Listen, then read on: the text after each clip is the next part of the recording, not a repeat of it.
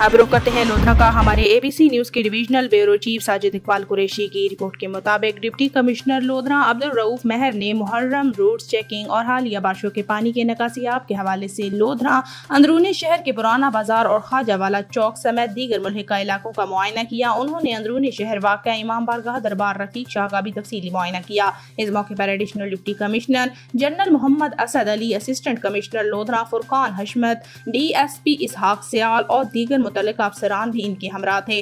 Deputy commissioner ने अंदरूनी बाजार जुलूस हाय एज़ा के तमाम रूट्स चेक किए और पैदल चलकर जुलूसों के रूट्स की हकीकी सूरत हाल का जायजा लिया। उन्होंने मुहर्रमुल हराम के जुलूसों के रूट्स पर सफाई सुथराई और दीगर तमाम इंतजामात को फुल प्रूफ बनाने की हिदायत की। उन्होंने म्यूनसिपल कमेटी के अफसरान को रूट्स की सफाई सुथराई और मुरम्मत और बहाली का हुक्म दिया। डिप्टी कमिश्नर ने कहा कि अमन अमान का क़याम हम सब की कौमी जिम्मेदारी है और अमन अमान को बरकरार रखने के लिए उलमा कराम की मुआवनत दरकार है।